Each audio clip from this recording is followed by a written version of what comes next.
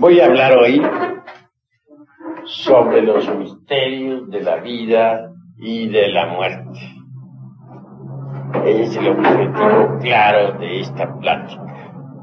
Vamos a hacer una plena diferenciación entre lo que es la ley del eterno retorno de todas las cosas, la ley de la transmigración de las almas, la ley de la reencarnación, etc. Ha llegado el momento en desglosar ampliamente todas estas cosas a fin de que los estudiantes se mantengan bien informados. Es obvio, lo primero que uno necesita saber en la vida es de dónde viene, para dónde va, cuál es el objeto de la existencia, para qué existimos, por qué existimos, etcétera, etcétera, etcétera. Incuestionablemente, si queremos nosotros saber algo sobre el destino que nos aguarda, sobre lo que es la vida en sí, se hace indispensable, primero que todo, saber qué es lo que somos. Eso es urgente, inaplazable, impostergable. El cuerpo físico en sí mismo no es todo. Un cuerpo está formado por órganos. Cada órgano está compuesto por células. A su vez, cada célula está compuesta por moléculas. Y cada molécula por átomos.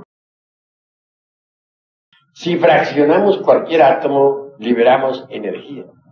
Los átomos en sí mismos se componen de iones que giran alrededor de los electrones, de protones, de neutrones, etcétera, etcétera, etcétera. Todo eso lo sabe la física nuclear. En última instancia, el cuerpo físico se resume en distintos tipos y subtipos de energía. Y eso es interesantísimo. El mismo pensamiento humano es energía. Del neopalium del cerebro salen determinadas ondas que pueden ser registradas sabiamente. Ya sabemos que los científicos miden las ondas mentales con aparatos muy finos y se les cataloga en forma de microvoltios. Microvoltios. Sí, pues en última instancia, nuestro organismo se resume en distintos tipos y subtipos de energía. La llamada materia no es más que energía condensada. Eso dijo Arturo Einstein. Energía es igual a masa multiplicado por la velocidad de la luz al cuadrado. También afirmó en forma enfática: la masa se transforma en energía, la energía se transforma en masa. Así que, en última síntesis, la llamada materia no es más que energía condensada. El cuerpo físico tiene un fondo vital orgánico. Quiero referirme en forma enfática al lingam sahárida de los teósofos, la condensación biotermoelectromagnética. Cada átomo del cuerpo vital penetra dentro de cada átomo del cuerpo físico y lo hace vibrar y centellear. El doble vital o cuerpo vital es realmente una especie de doble orgánico. Si, por ejemplo, un brazo de ese doble vital que sale del brazo físico, sentimos que la mano se nos duerme, el brazo se nos duerme. Pero al volver ese brazo vital a entrar dentro del brazo físico, al penetrar cada átomo del cuerpo vital dentro de cada átomo del cuerpo físico, se produce una vibración. La vibración es la que siente uno cuando se le duerme un brazo y quiere uno despertarlo. Una especie de hormigueo, por decirlo así.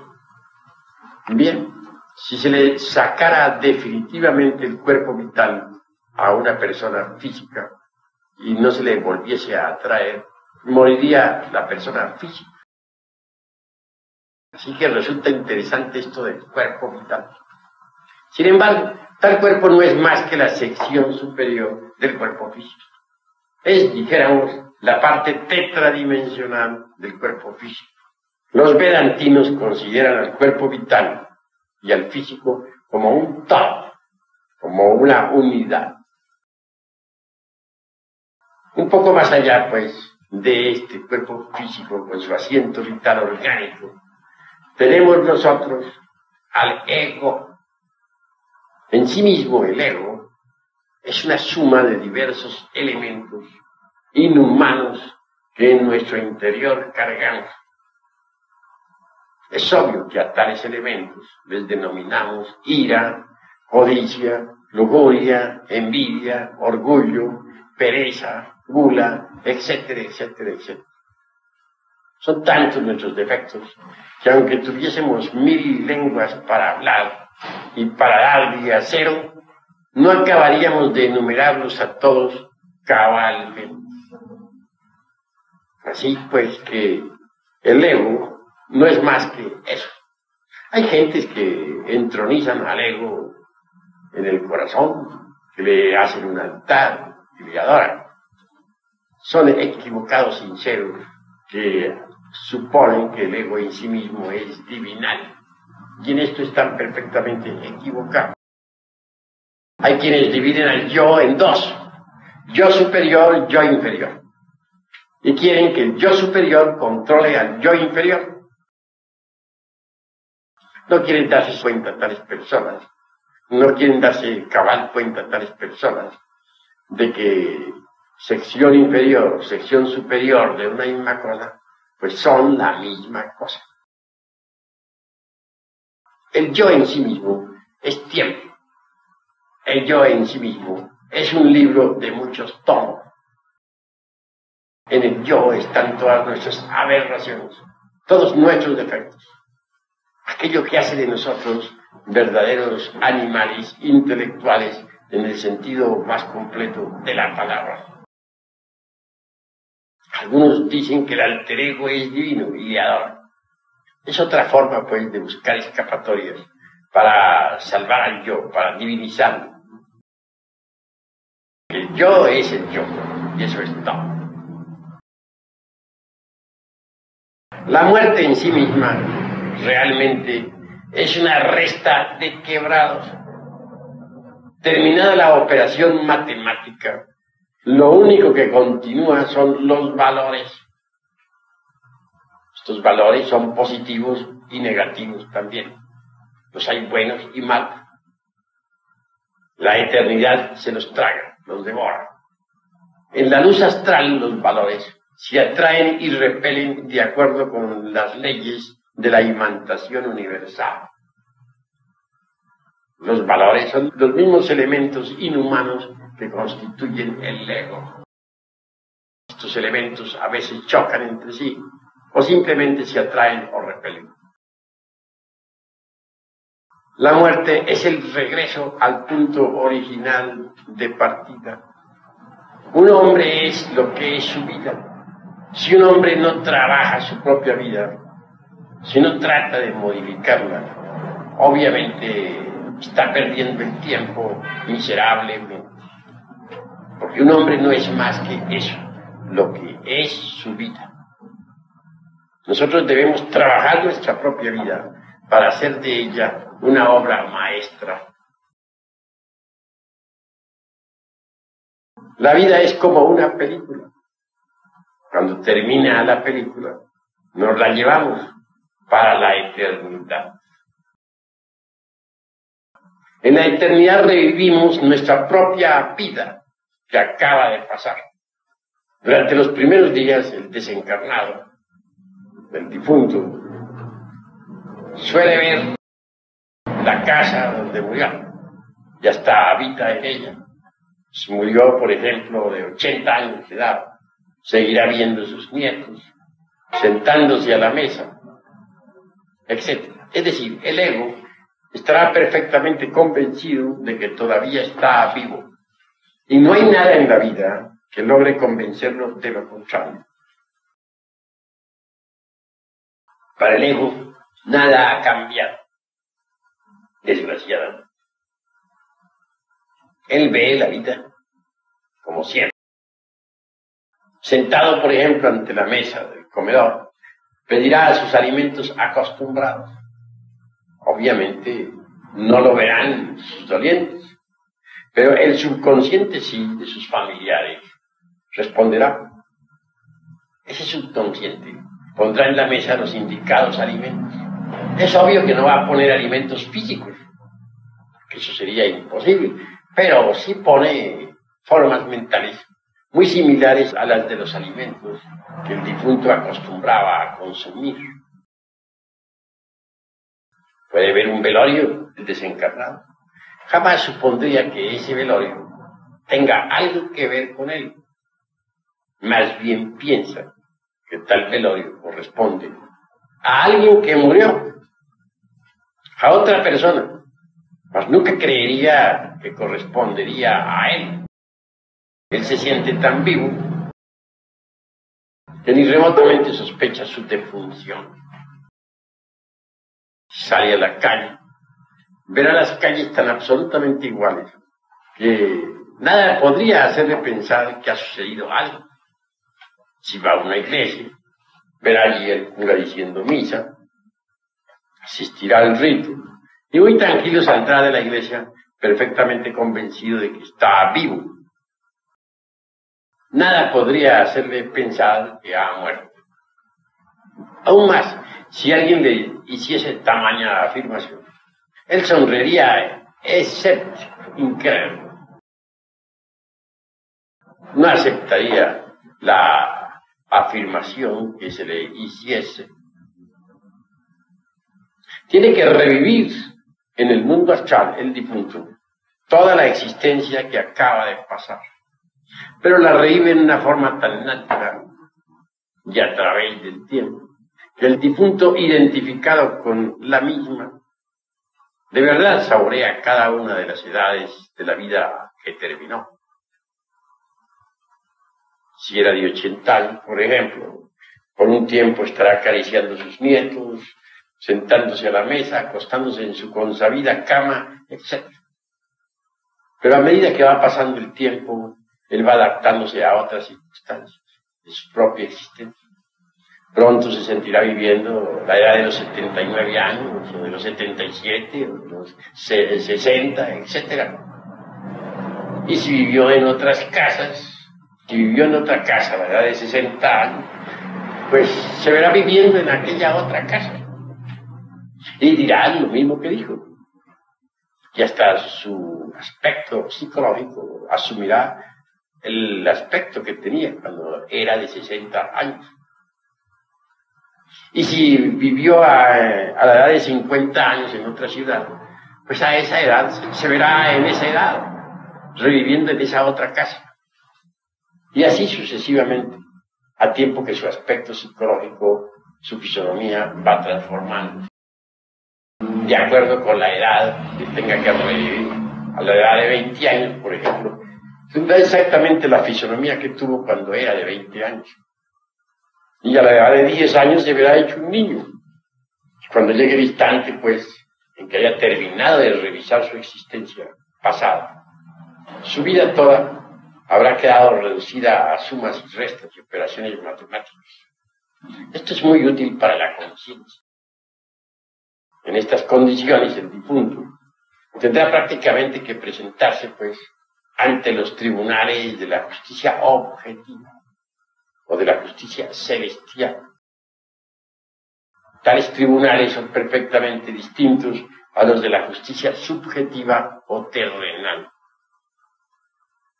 En los tribunales de la justicia objetiva solo reina de verdad la ley y la misericordia.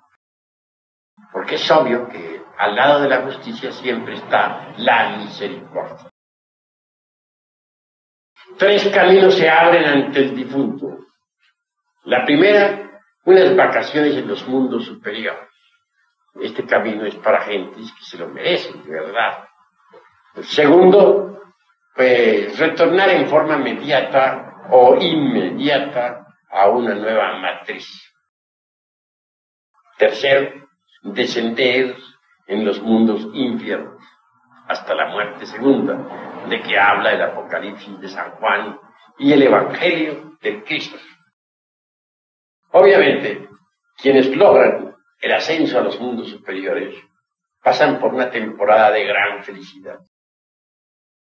Normalmente el alma, o lo que dijéramos la conciencia, se encuentra embotellada entre el yo de la psicología experimental, entre el ego, que como ya les dije a ustedes, es una suma de distintos elementos inhumanos. Mas sucede que aquellos que suben a los mundos superiores abandonan al ego temporalmente.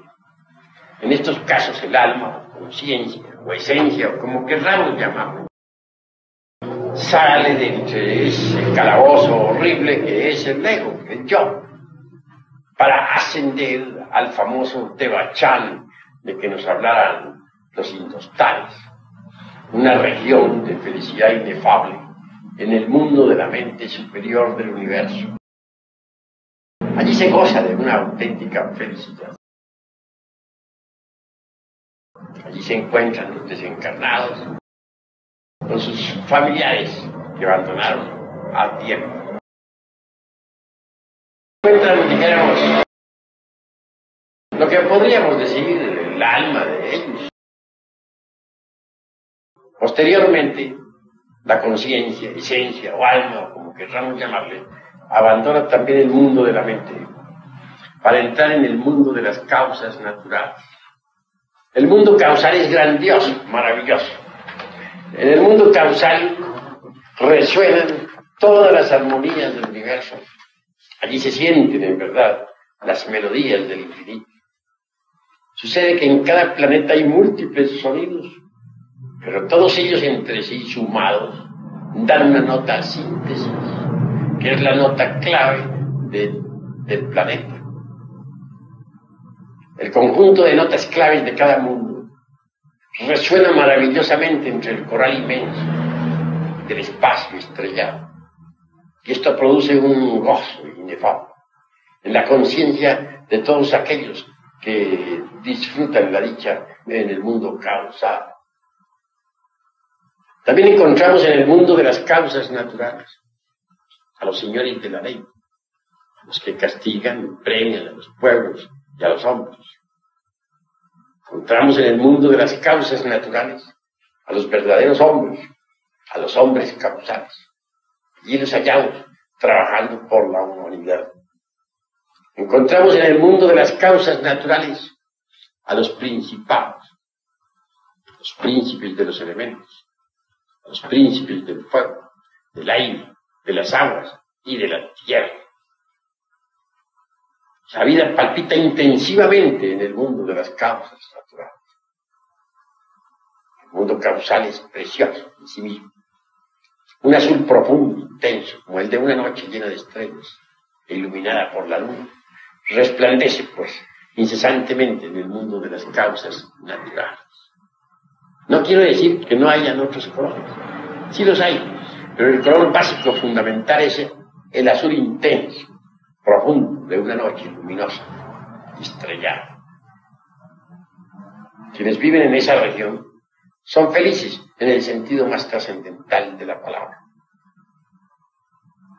Pero todo premio a la larga se agota. Cualquier recompensa tiene un límite. Y llega el instante, claro está, que el alma que ha entrado en el mundo causal debe retornar, regresar. Y descenderá inevitablemente para meterse nuevamente dentro del ego, dentro del yo, de la psicología experimental.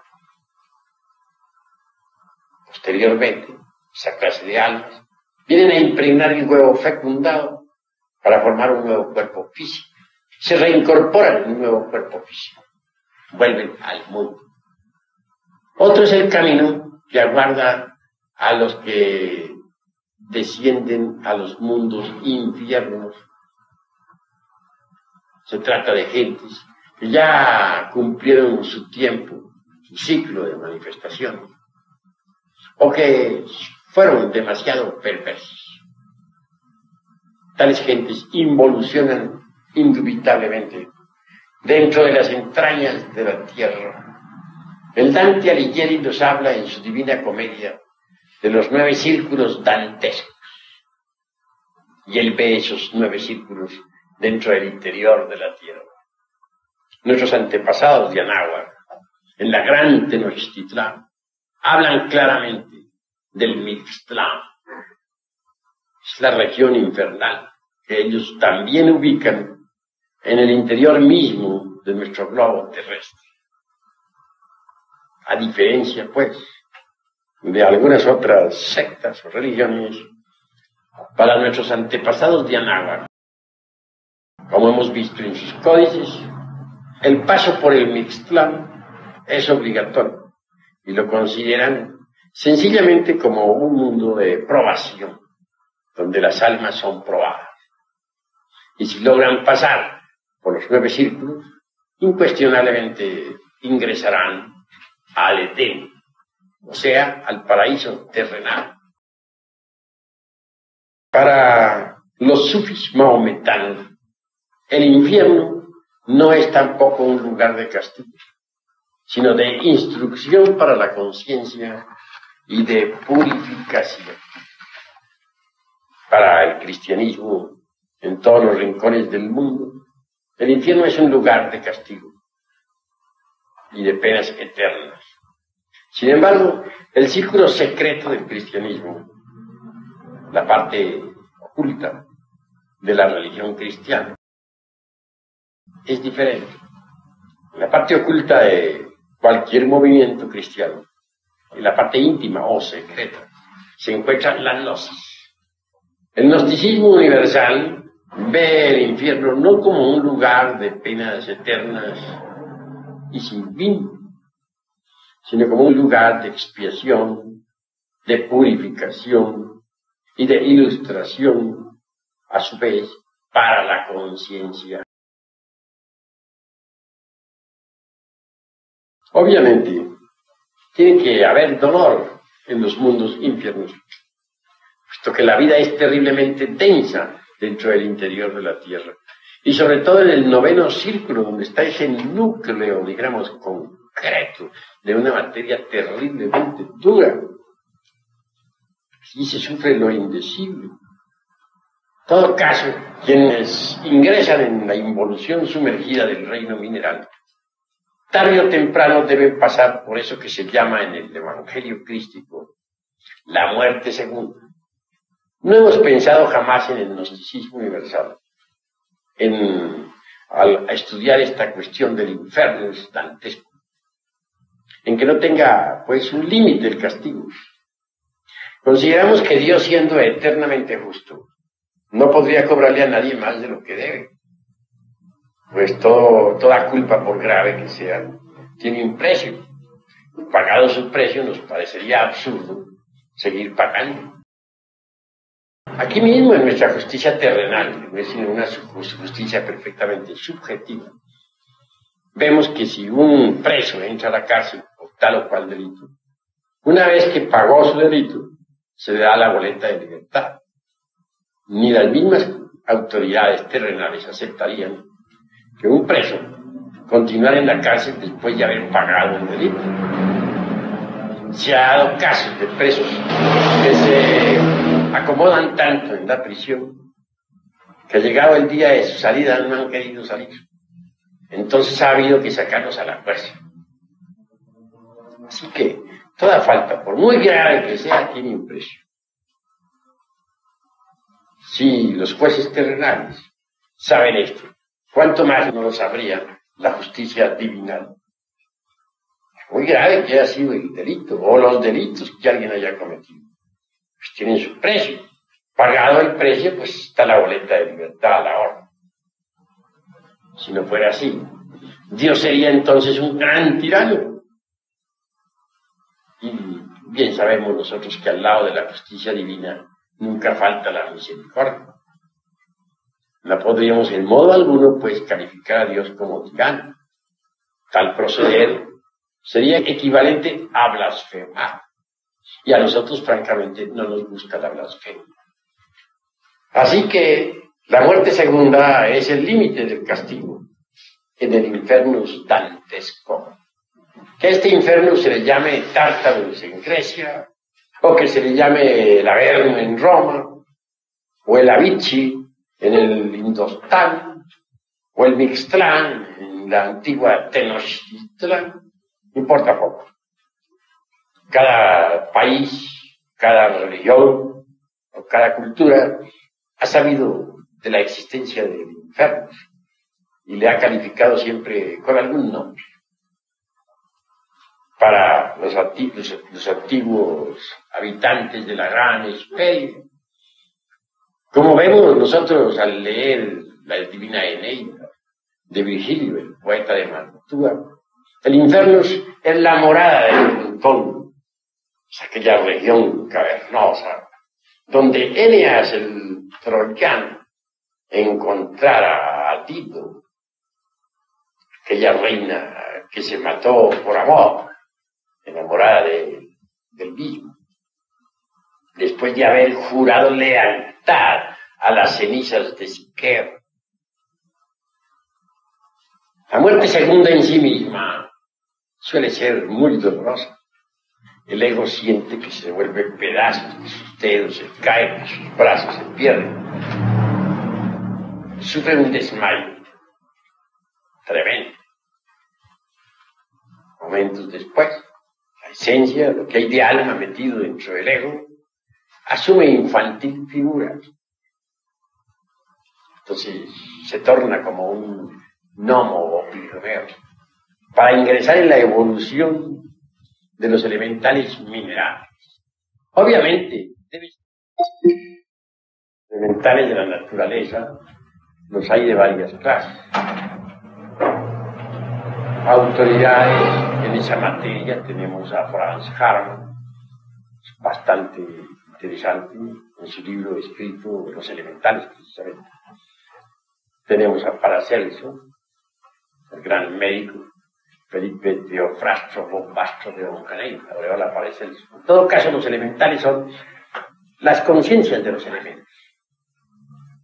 Porque bien sabemos que los elementos del fuego, aire, agua, tierra, no son algo meramente físico, como suponen los ignorantes ilustrados, sino más bien, dijéramos, vehículos de conciencias sencillas, simples, primigenias, dijéramos, en el sentido más trascendental de la palabra.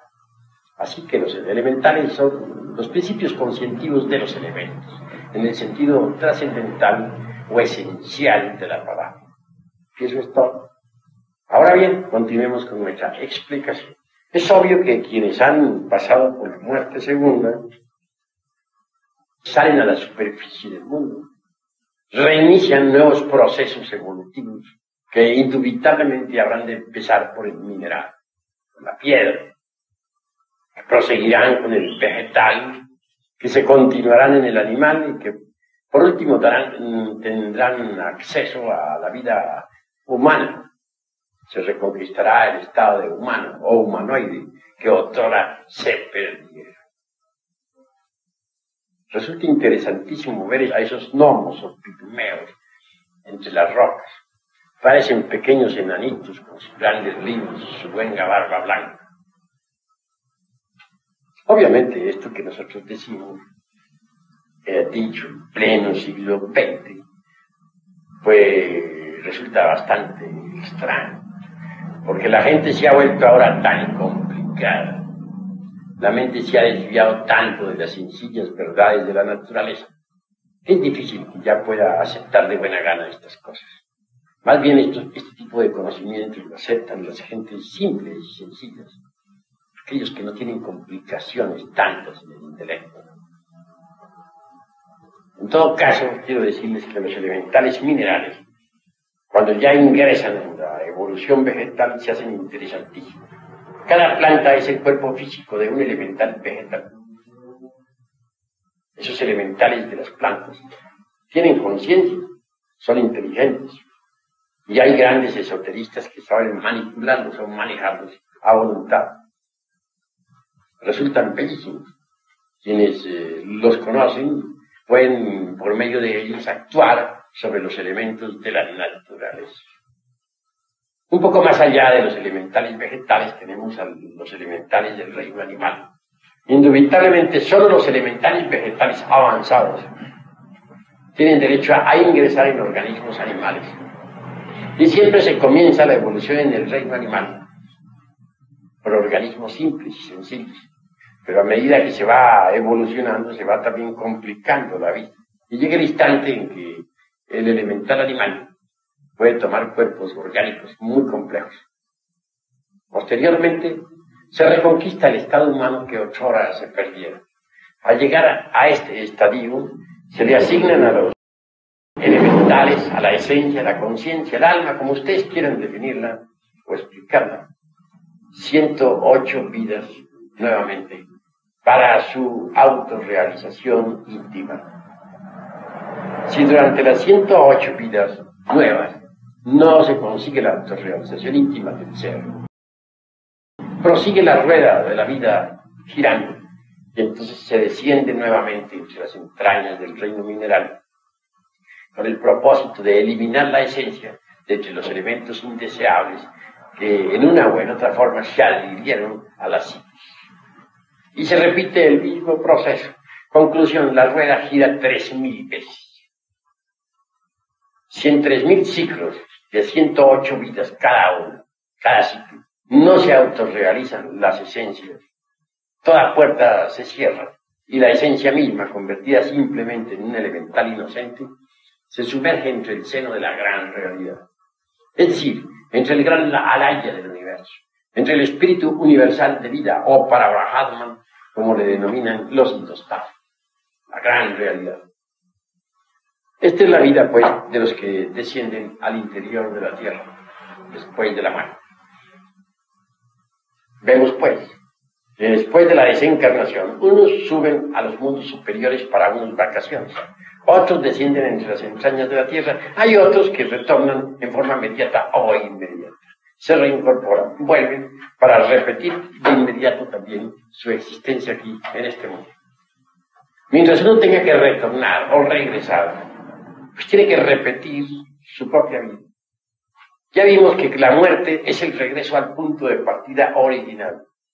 Ya les expliqué también que después de la muerte, en la eternidad, en la luz astral, dijeron, tenemos que revivir la vida que acaba de pasar.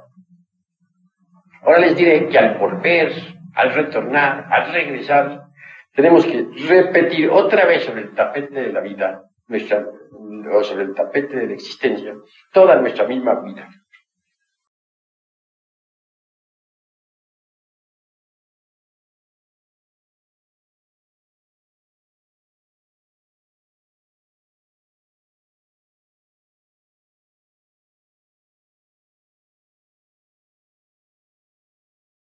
No, al primer caso mencioné únicamente la ley de la transmigración de las almas, de aquellos que cumplían el ciclo de las 108 existencias, que les tocaba descender entre las entrañas del mundo.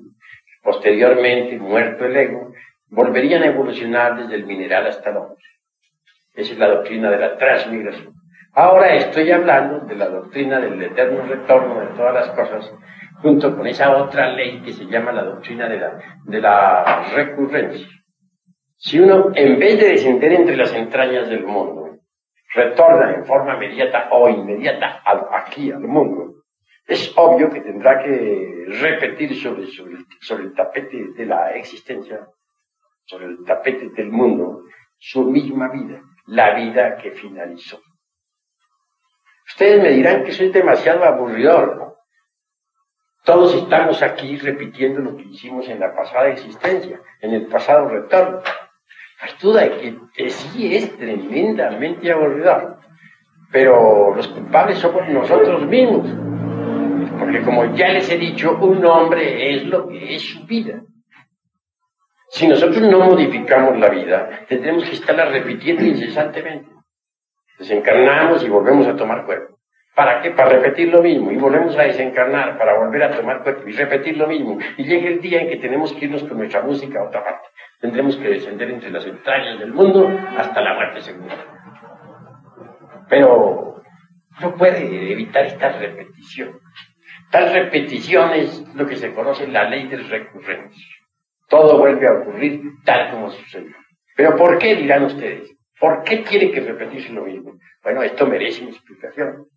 Ante todo, quiero que sepan que el yo no es algo meramente autónomo o autoconsciente, o dijéramos muy individual. Ciertamente, el yo es una suma de yos en plural. La psicología común y corriente, la psicología oficial, piensa en el yo como una totalidad. Nosotros pensamos en el yo como una suma de yos, o yoes, para ser más claro. Porque uno es el yo de la ira, otro es el yo de la codicia, otro es el yo de la lujuria, otro es el yo de la envidia, otro es el yo de la pereza, otro es el yo de la gula. Son distintos yoes, no hay un solo yo, sino varios yoes dentro de nuestro organismo. Es obvio que la pluralidad del yo sirve de fundamento, pues, a la doctrina de los muchos, tal como se enseña en el Tíbet oriental. En apoyo de la doctrina de los muchos está el gran Kabil Jesús. Dicen que él sacó del cuerpo de María Magdalena 7 demonios. No hay duda de que se trata de los 7 pecados capitales: ira, codicia, lujuria, envidia, orgullo, pereza, gula. Cada uno de esos 7 es cabeza de legión. Que, como ya les dije, aunque tuviéramos 1000 lenguas para hablar y para dar de acero, no alcanzaríamos a enumerar todos nuestros defectos cabalmente. Y cada defecto es un yo en sí mismo. Así tenemos muchos yoes defectos. Si calificamos de demonios a tales yoes defectos, pues no estamos equivocados. En el Evangelio crístico se le pregunta al poseso por su nombre verdadero. Y contesta: soy Legión. Mi verdadero nombre es Legión. Así cada uno de nosotros en el fondo es Legión. Y cada yo demonio de la Legión pues quiere controlar el cerebro. Quiere controlar los 7 centros principales de la máquina orgánica. Quiere descollar, subir, trepar al tope de la escalera, hacerse sentir, etc. Cada yo demonio es como una persona dentro de nuestro cuerpo. Si decimos que dentro de nuestra personalidad viven muchas personas, no estamos equivocados. En verdad, así es. Así que la repetición mecánica de los diversos eventos de nuestra pasada existencia se debe ciertamente a la multiplicidad del yo. Vamos a situar casos concretos. Supongamos que en una pasada existencia, a la edad de 30 años, nos peleamos con otro sujeto en la cantina. Caso común de la vida. Obviamente, el yo defecto de la ira fue el personaje principal de la escena. Después de la muerte, ese yo defecto continúa en la eternidad. Y en la nueva existencia, ese yo defecto permanece en el fondo de nuestra subconsciencia, aguardando que llegue la edad de los 30 años para volver a una cantina. En su interior hay resentimiento y desea encontrarse al sujeto de aquel evento. A su vez, el otro sujeto, el que formó parte del evento aquel trágico, cantinero, también tiene su yo, el yo que quiere vengarse, que permanece en el fondo del subconsciente aguardando el instante de entrar en actividad. Conclusión: al llegar a la edad de los 30 años, el sujeto dice: bueno, yo tengo que encontrarme, o mejor dicho, el yo del sujeto, el yo ira, el yo que formó parte de aquel evento trágico metido en el subconsciente, dice: tengo que encontrarme con aquel. A su vez, aquel dice: yo tengo que encontrarme con ese. Y telepáticamente ambos se ponen de acuerdo. Y al fin se dan telepáticamente cita en alguna cantina. Se encuentran físicamente, personalmente, en su nueva existencia, y repiten la escena tal como sucedió en la pasada existencia. Entonces, todo esto se ha hecho a espaldas de nuestro intelecto, por debajo de nuestros razonamientos. Sencillamente hemos sido arrastrados a una tragedia. Pero hemos sido llevados inconscientemente a repetir lo mismo. Ahora, tengamos el caso de que alguien, a la edad de los 30 años, de su pasada existencia, tuvo una aventura amorosa. Un hombre que tuvo una aventura con una dama. El yo de aquel de la aventura continúa vivo después de la aventura. Y después de la muerte continúa vivo en la eternidad. Al regresar, al reincorporarnos en un nuevo organismo, aquel yo de la aventura sigue vivo. Aguarda en el fondo del subconsciente. Si los repliegues más bien inconscientes de la vida, de la psiquis, el momento de entrar en una nueva actividad. Y al llegar a la edad de la aventura pasada, es decir, a los 30 años, dice, bueno, este es mi momento. Ahora voy a salir a buscar la dama de mis ensueños. A su vez, el yo de la dama de sus ensueños, el de la aventura, dice lo mismo. Este es mi instante. Voy a buscar a aquel caballero. Y por debajo los dos yoes se las arreglan telepáticamente. Ambos se hacen la cita. Y arrastra cada uno la personalidad. Todo eso a espaldas de nuestra inteligencia. A espaldas del ministerio de la intelectualidad. Viene el encuentro y se repite la aventura. Así que nosotros, en verdad, aunque parezca increíble, no hacemos nada. Todo nos sucede. Como cuando llueve, como cuando truena. Un pleito que uno haya tenido en su pasada existencia por bienes terrenales, pongamos, por una casa. El yo de aquel pleito, después de la muerte, sigue vivo. Y en la nueva existencia sigue vivo. Están escondidos entre los repliegues de la mente, aguardando el instante de entrar en actividad.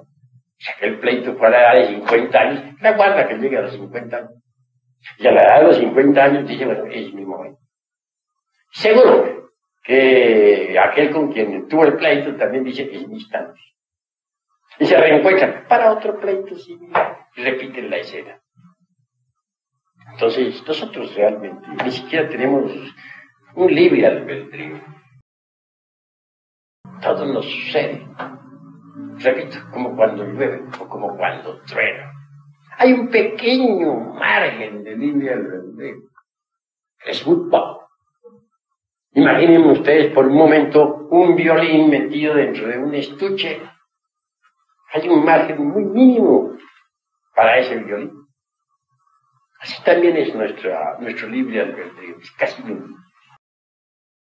Que hay es un pequeño margen, imperceptible, que si lo sabemos aprovechar, puede suceder que entonces nos transformemos radicalmente y nos liberemos de la ley de recurrencia.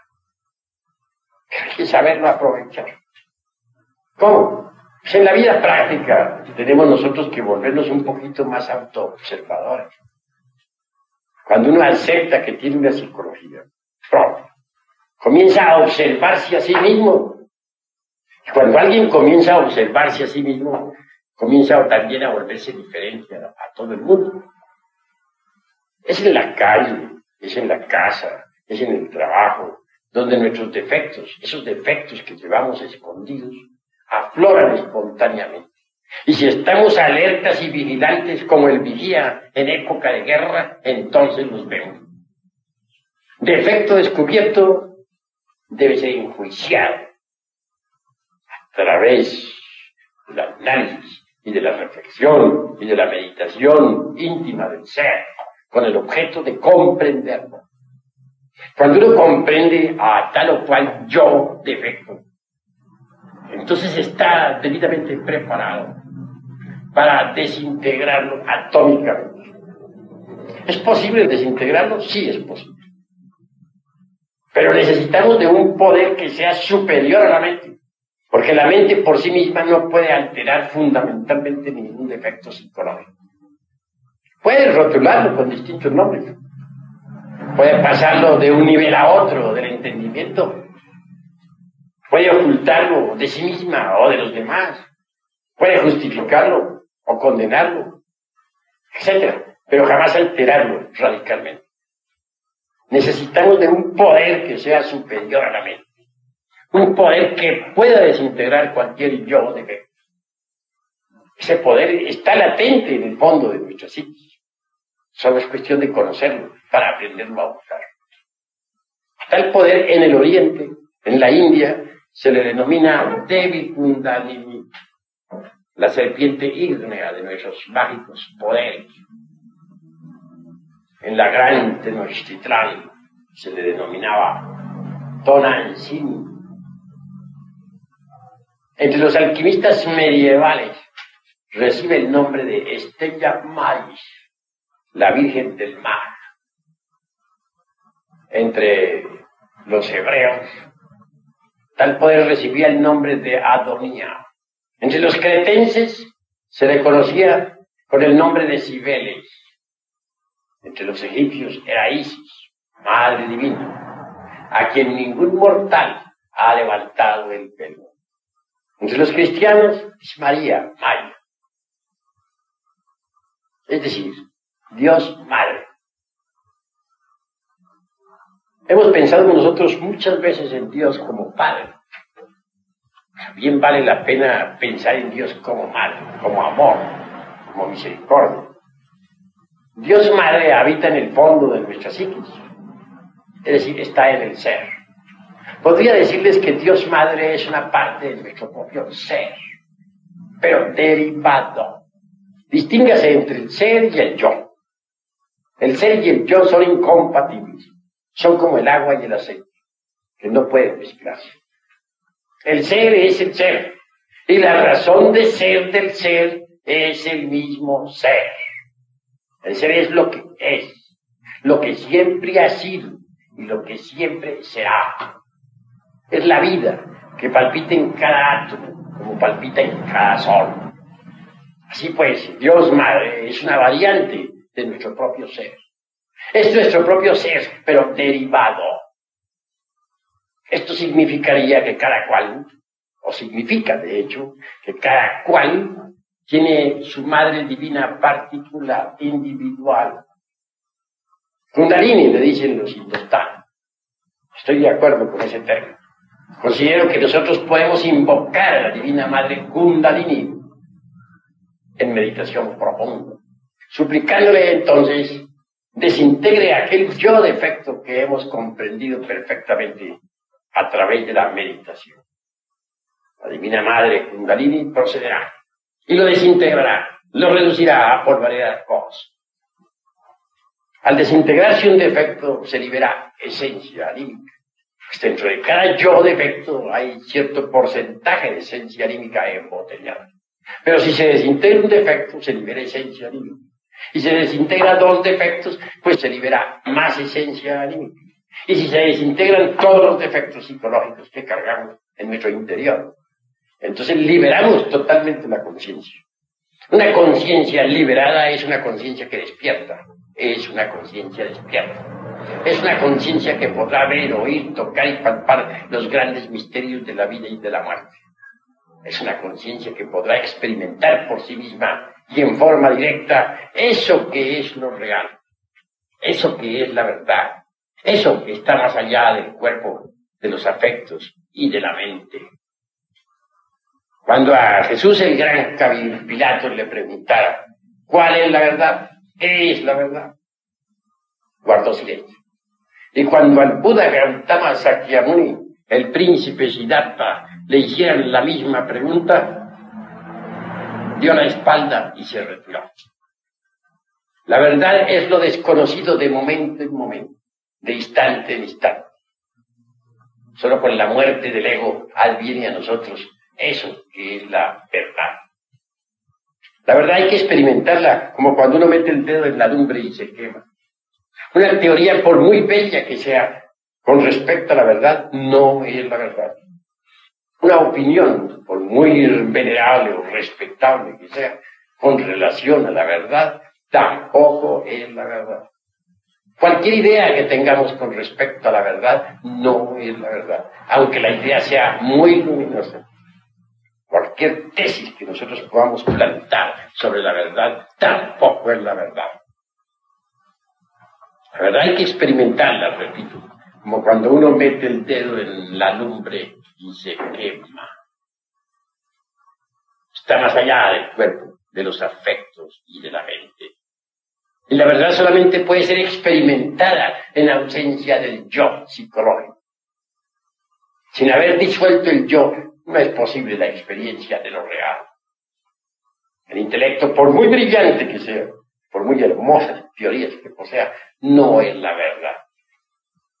Como dijera Goethe en el Fausto, toda teoría es gris y solo es verde el árbol de dorados frutos, es la vida. Así que nosotros necesitamos desintegrar el ego de la psicología para liberar la conciencia. Solo así podremos llegar a experimentar la verdad.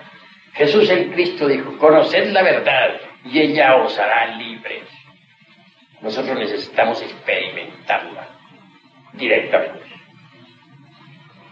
Cuando alguien consigue de verdad destruir el ego, se libera de la ley de recurrencia, hace de su vida una obra maestra, se convierte en un genio, en un iluminado, en el sentido más completo de la palabra. Cuando alguien libera su conciencia, obviamente conoce la verdad. Hay que liberarla. Y no es posible liberarla si no se disuelve el yo de la psicología. Quienes alaban al yo son ególatras por naturaleza y por instintos. Al yo lo alaban los mitómanos, porque son mitómanos.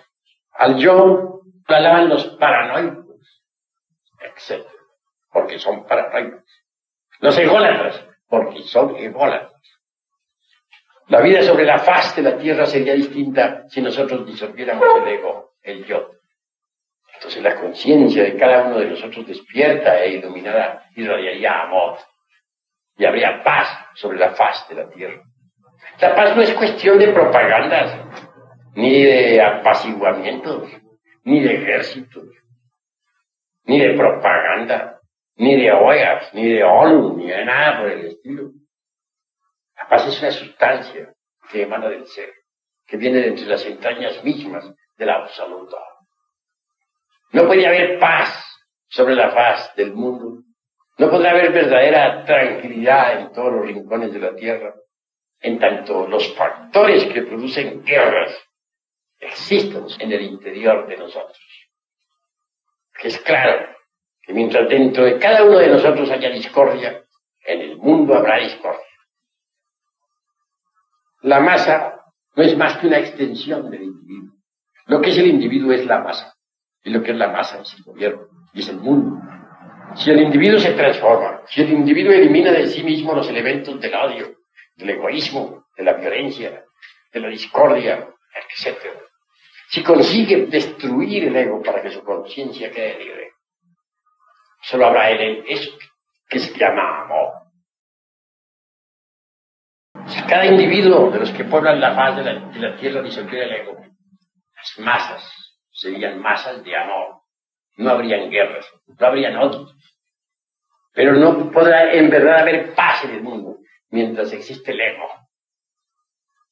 Algunos afirman que desde el año 2001, 2007 en adelante vendrá la era de la fraternidad, del amor y de la paz.